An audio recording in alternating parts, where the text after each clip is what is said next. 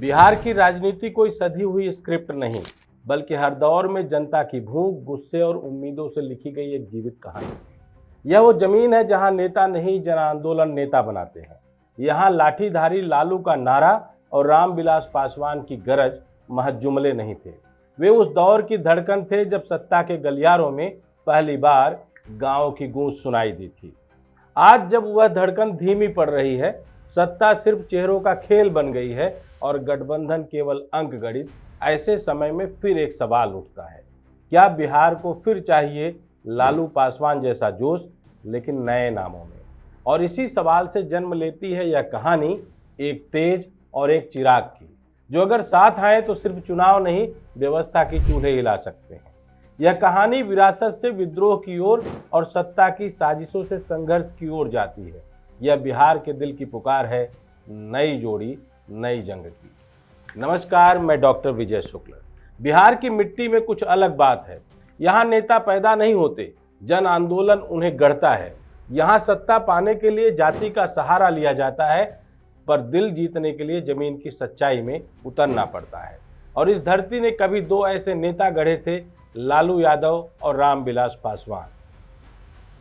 एक ने पिछड़ों को आवाज दी, दूसरे ने दलितों को माथा उठाना सिखाया। दोनों साथ आए तो सत्ता हिली, सिंहासन डगमगाया और समाज के सबसे निचले पायदान पर खड़े इंसान को भी लगा, अब हमारी बारी है।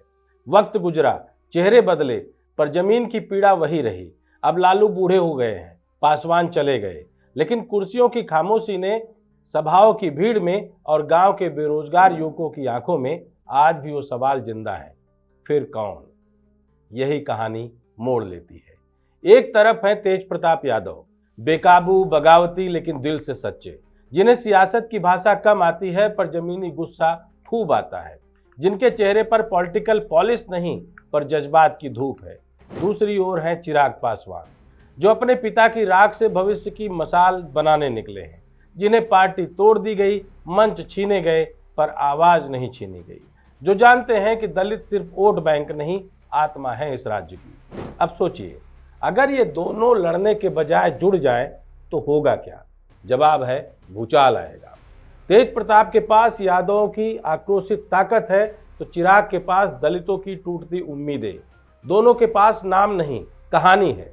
दोनों पर सिस्टम ने जुल्म किया है, एक को घर से निकाला गया, दूसरे को पार्टी से।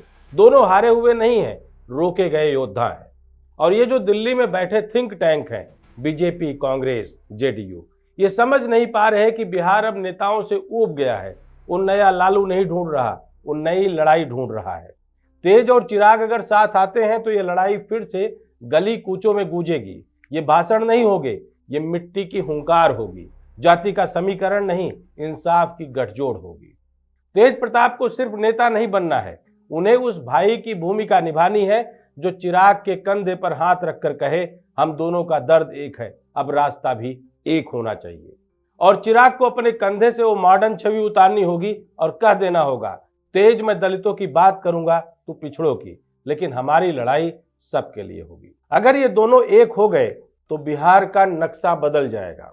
नीतीश की चालें ढेर हो जाएंगी, बीजेपी की सोशल इंजीनियरिंग फेल हो जाएगी, कांग्रेस के भाषणों में फिर से चुप्पी छा जाएगी। क्योंकि तेज और चिराग का मेल सिर्फ गठबंधन नहीं होगा, ये नई सामाजिक क्रांति होगी। और इस बार कोई दिल्ली का पॉलिटिकल मैनेजर ये क्रांति नहीं बनाएगा, ये बनेगी सिवान के खेतों में, दरभंगा के चौपालों में और पटना की गलियों में। बिहार को अब लालू पासवान की याद में नहीं जीना, तेज चिराग की जोड़ी में लड़ना है। क्योंकि सत्ता छीनने से नहीं मिलती, झकझोरने से मिलती है। तो अब सवाल ये नहीं कि तेज और चिराग साथ आएंगे या नहीं, सवाल ये है कि क्या बिहार फिर अपना असली चेहरा दिखाएगा? क्या मिट्टी से उठी आवाज एक बार फिर सिंहासन गिरा पाएगी? और जवाब है हाँ। अगर ये दोनों साथ आए तो बिहार फिर से बोलेगा, अब की बार हमारी सरकार। जय हिंद, जय भारत।